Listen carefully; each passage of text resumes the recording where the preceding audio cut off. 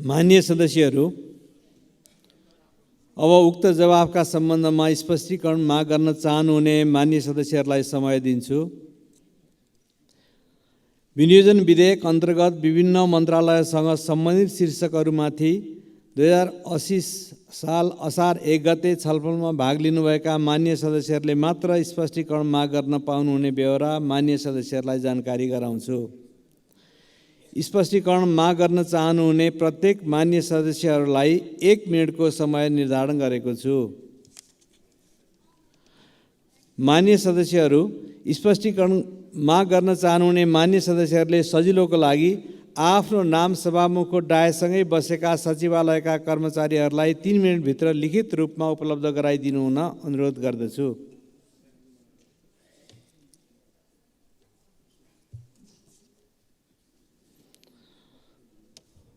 माननीय सदस्य श्री प्रेम सुवाल। सभामुख महोदय, मन्त्रीजीसँग जिज्ञासा राख्न चाहन्छु। उत्पादनका मुख्य साधन र सेवामा मुठीभरका व्यक्तिहरूको कब्जा रहेसम्म गरिबी निवारण नहुने बारे मन्त्रीजी सचेत हुनु जरुरी छैन र? सामाजिक न्याय विपरीतको निजी कम्पनीको नाउँमा हदबन्दी भन्दा बढी भूमि राख्न पाउने कानुनी व्यवस्था खारेज गर्नु जरुरी छैन र? नापी टोली पठाएर कमैया कमलरी हल्ली गोठाला लगायत जोताहालाई मोयानी हक दिने कार्यक्रम अघि बढाउनु जरुरी छैन र? भूमाफियाहरूले मन्त्रालय विभाग र कार्यालय कब्जामा राखेको हो र? सार्वजनिक सरकारी जग्गा संरक्षण आयोगले तयार गरेको प्रतिवेदन सार्वजनिक गर्ने र सोअनुसार कार्यान्वयन गर्ने काम किन नभएको होला? खराब सञ्चालकहरूबाट 1 खर्बभन्दा बढी रकम फिर्ता गराउन सहकारी पीडितहरू माइतीघर मन्दलाने र दैनिक धरना बसिरहेको हुँदा सम्बन्धित सहकारी सञ्चालकहरूको चल सम्पत्ति जफत गरी पीडित। माननीय सदस्य श्री बलराम अधिकारी।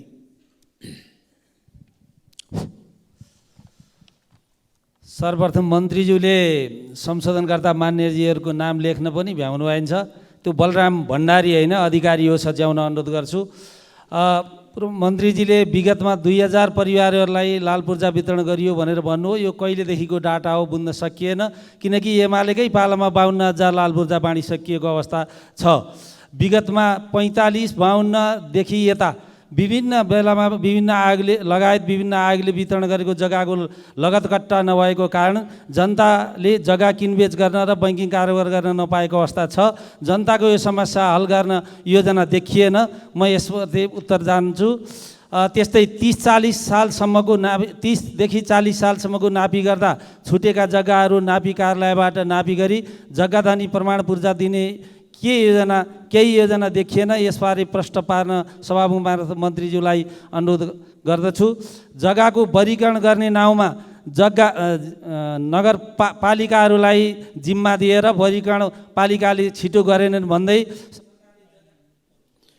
माननीय सदस्य श्री लेखनाथ दाहाल।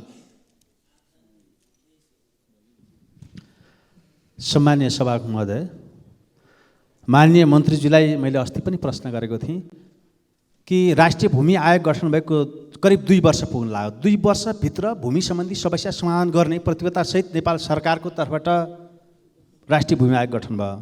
राष्ट्रिय भूमि आयोगका सबै जिल्लामा संयन्त्र छन्, संरचनाहरू छन्। वार्षिक 70 करोड चाहिँ सेवा सुविधामा खर्च हुन्छ तर काम भएको छैन। असाध्यै निष्क्रिय छन्। ती सबै जिल्ला भूमि आयोग र राष्ट्रिय भूमि आयोगलाई सक्रिय बनाएर यो दलित, सुकुम्बासी, भूमिहीन र अव्यवस्थित बसोबास र गुठीको समस्या समाधान गर्न कार्यतालिका सहित अगाडि बढ्ने योजना के छ, म प्रश्न गर्न चाहन्छु। धन्यवाद। माननीय सदस्य श्री गणेश पराजुली।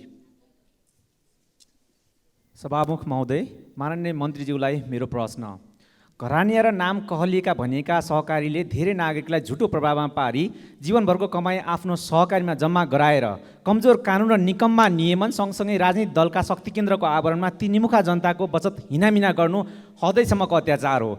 त्यस्ता बचतकर्तामध्ये धेरैको त मृत्यु पनि भइसकेको छ। आफूले कमाएको सम्पत्ति आफू बिमारी पर्दा उपचार गर्न नपाउनु र अझ आफ्नो जीवनकालमा आफ्नो सम्पत्ति फिर्ता नपाउनु र मुद्दा लड्दै जीवन त्याग गर्नु झनै कति दर्दनाक होला। त्यस्ता सहकारीबाट पीडित भएका नागरिकलाई जीवनकालमा नै न्याय दिन माननीय मन्त्रीज्यूले कस्तो कार्यक्रम तय गर्नुभएको छ? सम्माननीय सभामुख मार्फत मन्त्रीज्यूलाई यस विषयमा प्रश्न पार्न आग्रह गर्दछु। धन्यवाद। माननीय सदस्य श्री अमरबहादुर रायमाझी। सम्माननीय सभामुख महोदय, सम्माननीय सभामुख महोदय मार्फत मन्त्रीज्यूलाई म केही प्रश्न गर्न चाहन्छु।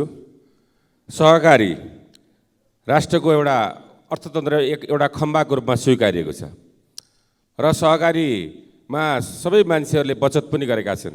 चर्को ब्याजमा ऋण लगानी भएको छ र सहकारीहरू धाराशायी हुँदै गएका छन्। अब सञ्चालकहरूले ठगेर हिँडेका छन् अनि सहकारी बन्द भएको छ।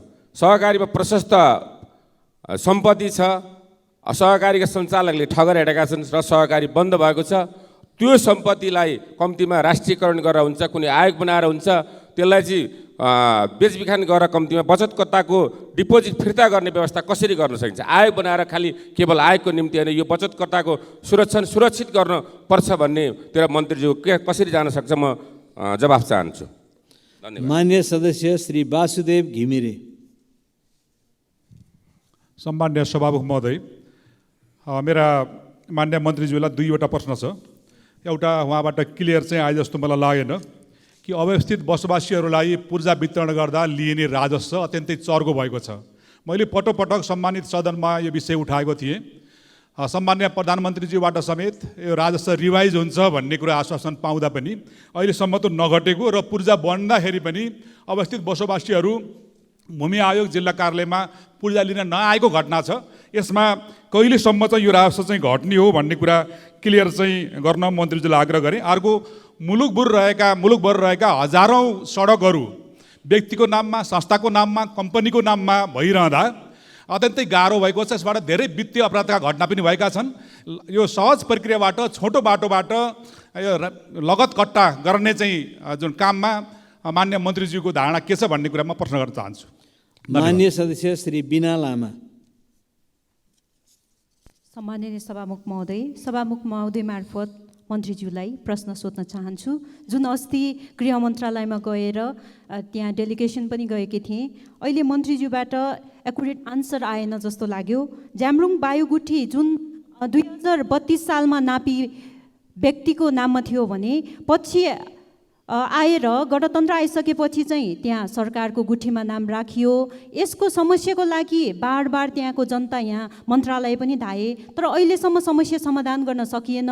यसको ऐन कानुन बन्दैछ त भन्नुभयो, कहिलेसम्म बन्छ र त्यहाँको जनताले सरकार भएको महसुस कहिले गर्न सकिन्छ? र एउटा अर्को प्रश्न चाहिँ यो सुकुम्बासीको कुरा गरिरहँदाखेरि मैले केही सुकुम्बासीहरू चिनेको छु जसको चाहिँ करोडौँको सम्पत्ति छ, तर अहिले पनि सुकुम्बासीमा बसिरहेको छ। यसलाई चाहिँ वास्तविक सुकुम्बासी पहिचान गरियोस् भन्न पनि चाहन्छु। धन्यवाद। माननीय सदस्य श्री अशोक कुमार चौधरी। सम्माननीय सभामुख महोदय मार्फत म मन्त्रीज्यूलाई केही प्रश्न गर्न चाहन्छु। यो गुठी सम्बन्धी मैले पहिले पनि प्रश्न उठाएको थिएँ।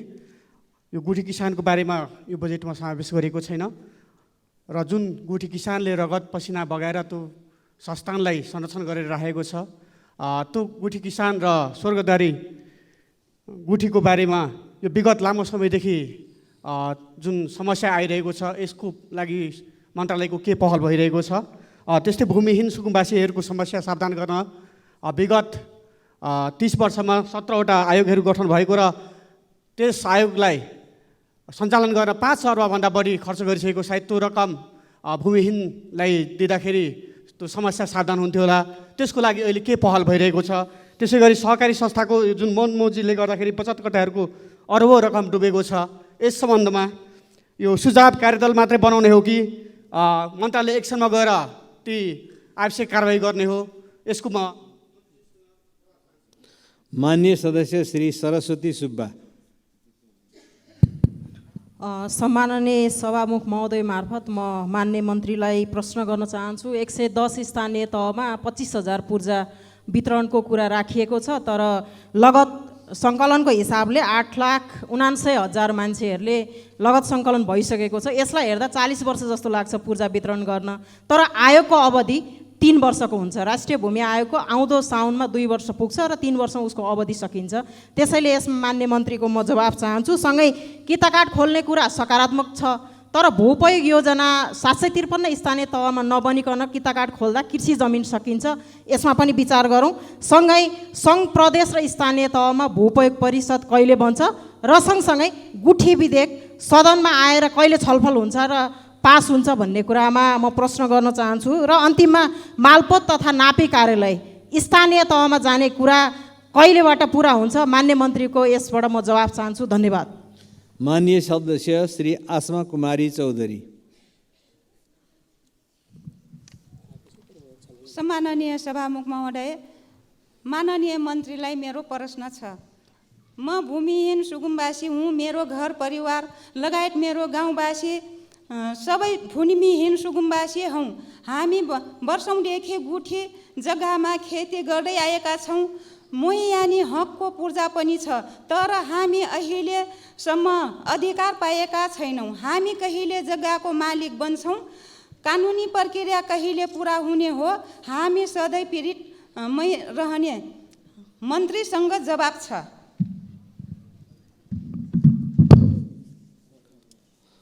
माननीय सदस्य श्री श्याम कुमार घिमिरे।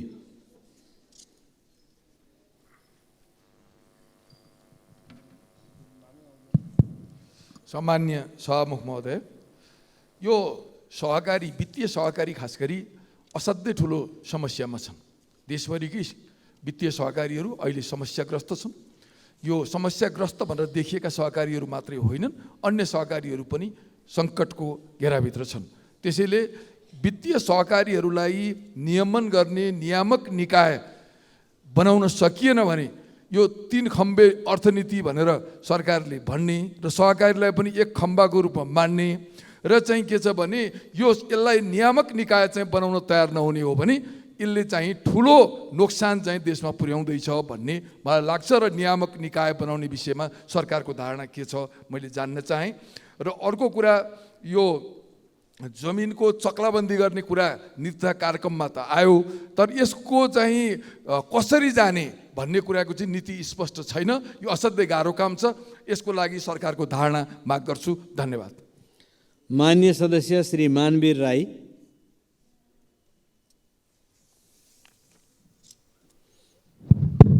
सम्माननीय सभामुख महोदय, हिमाल पहाड तराई हामी कोही छैनौँ पराई यो नेपाली बोलीमा छ, तर जमिन भोगाधिकार सम्बन्धमा म कुरा राख्न चाहन्छु। हिमाल र पहाडमा एक बाली, हिमालमा त एक बाली पनि 1 वर्षमा लाग्दैन, तराईमा 3 बाली लाग्छ। तर जमिन भोग अधिकार सम्बन्धमा विभेद छ कि तराईले 133 रोपनी 10 बिघा व्यक्तिले राख्न पाउँछ, हिमाल र पहाडमा 75 रोपनी मात्रै राख्न पाइन्छ, जहाँ खेती हुँदैन। तराईको बराबर सरकारले भूमि ऐन संशोधन गर्न ल्याओस् र भूमि सम्बन्धमा भोगाधिकारको अधिकार संशोधन गर्नुपर्छ। पहाड र हिमालको मान्छेहरू तराई झरुन्, विस्थापित हुन् भन्ने हाम्रो भावना कसैको छैन भने यो सरकारले यो संशोधन गर्नुपर्छ भन्ने। मान्य सदस्य श्री सीता कुमारी राणा।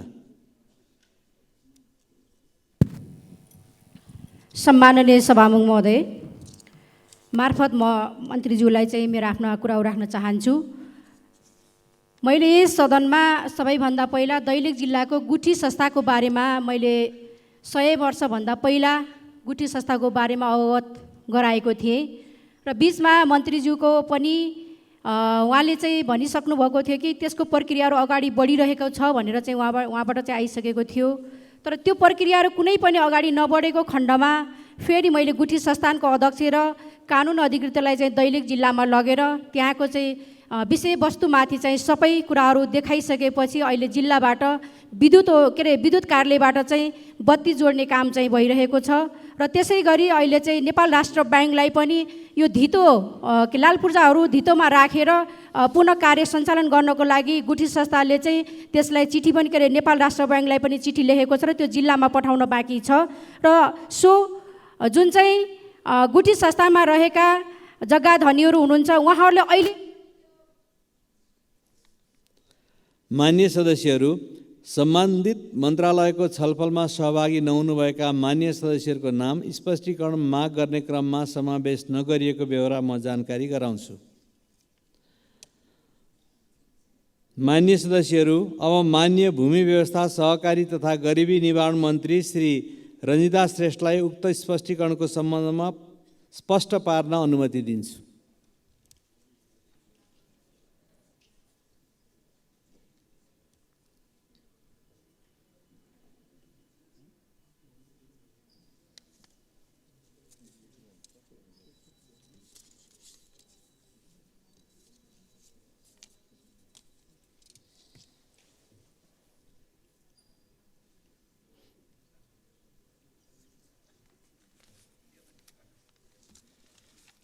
सम्मान्य सभामुख महोदय, सर्वप्रथम त फेरि पनि म एकचोटि सम्पूर्ण माननीय सदस्यहरूलाई धेरै धेरै धन्यवाद दिन चाहन्छु।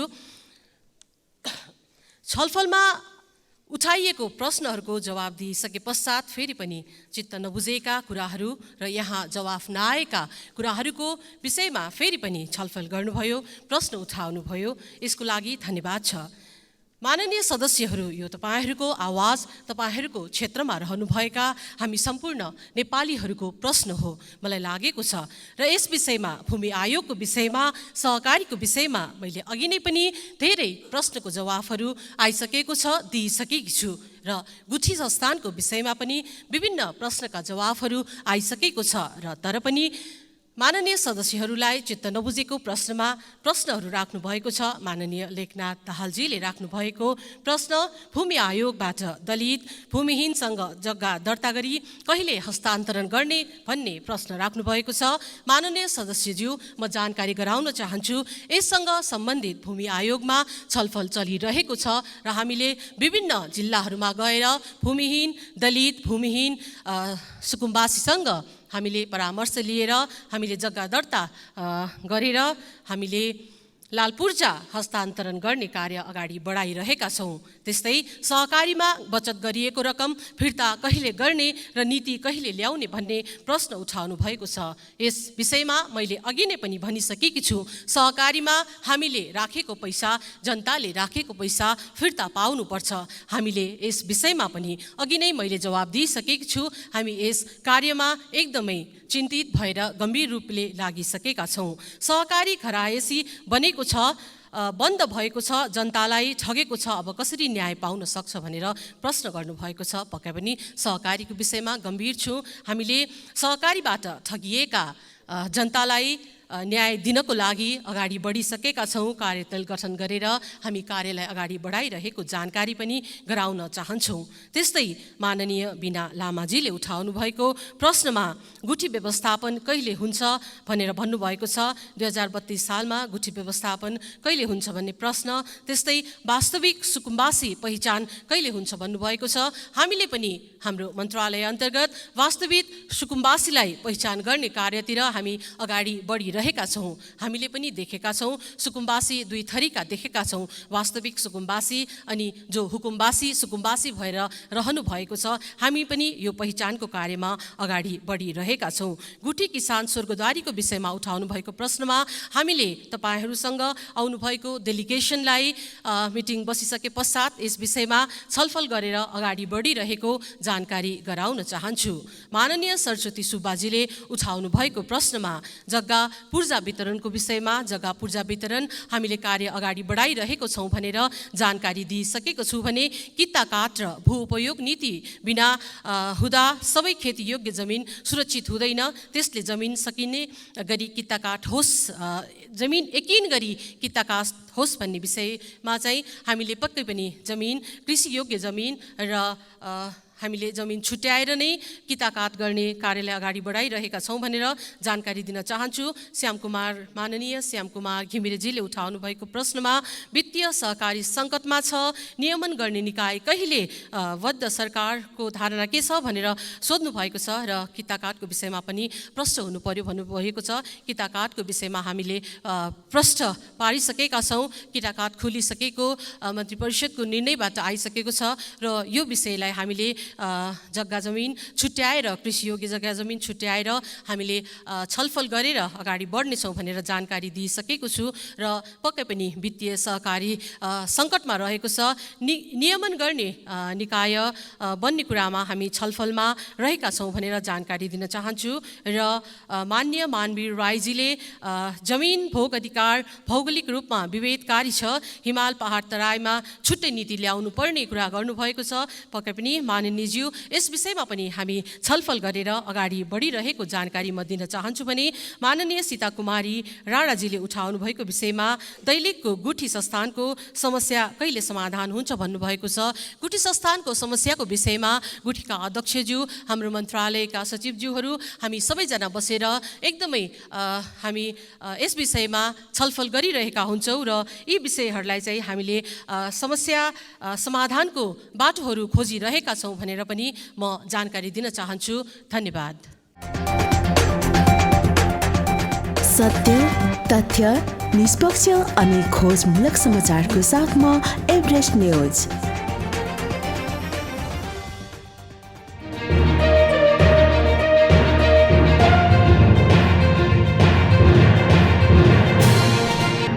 तपाईँ हेर्दै हुनुहुन्छ एभरेस्ट न्यूज।